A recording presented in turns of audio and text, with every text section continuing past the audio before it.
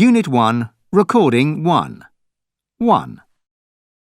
I think the idea of globalisation is a great thing. I like the sense that the world is a smaller place and that things are accessible. And I guess what I think really stands out for me is the sort of sharing of ideas, really.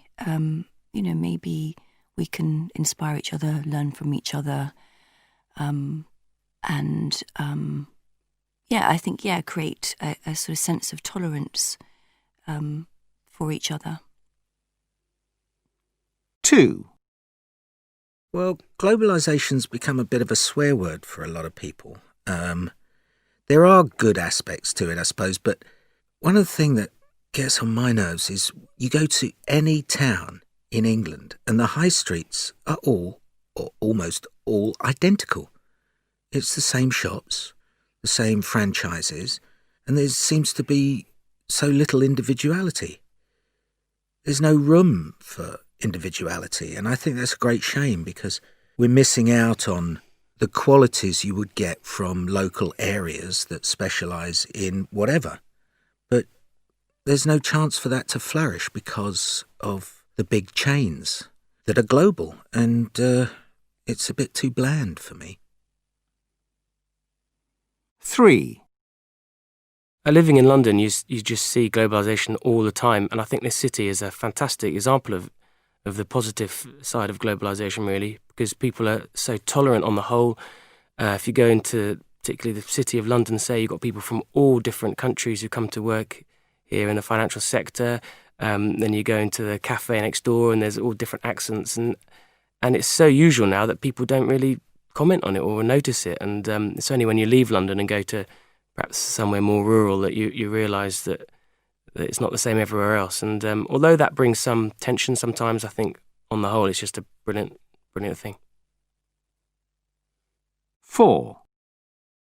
Do you know what I really love is being able to see a movie that I really want to see, and if I'm not in my own country, even if I'm abroad, I can still see it. But the only problem is that when everybody's got the same movies available and you go to America or you go to Australia and you can see the same movies roughly the same time, the only problem is that the local stuff, the independent movies, the small kind of cooler movies don't seem to figure as much. It's just globalisation, I suppose, tends to favour the movie makers with more money, and so some of that low budget stuff is really exciting and really interesting, and that doesn't surface quite as much. But the plus is that if you're abroad and you think, I really want to see that movie, you can.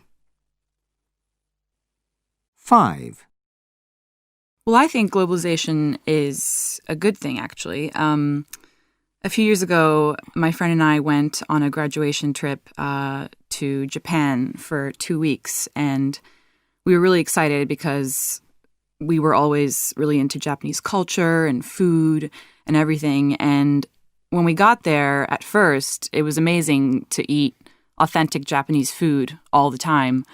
But after a week, I just really wanted something from home and very simple and not with fish in it.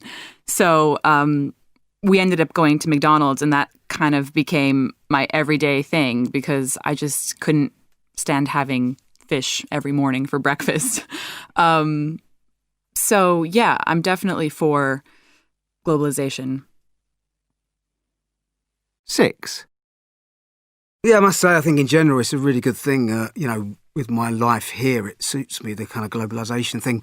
But I must say, recently visited Cuba, and it seems that a place like that hasn't really been affected by globalisation. There's very little internet, and there's no American multinational companies and fast foods and things like that, and no advertising.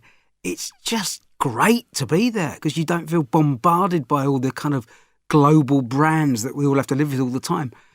And as I say, although I actually like globalisation in general, while I'm there, I'm just delighted that it hasn't affected the place. So it's a shame, really, there are not a few more countries that haven't kept their identity as much as Cuba has.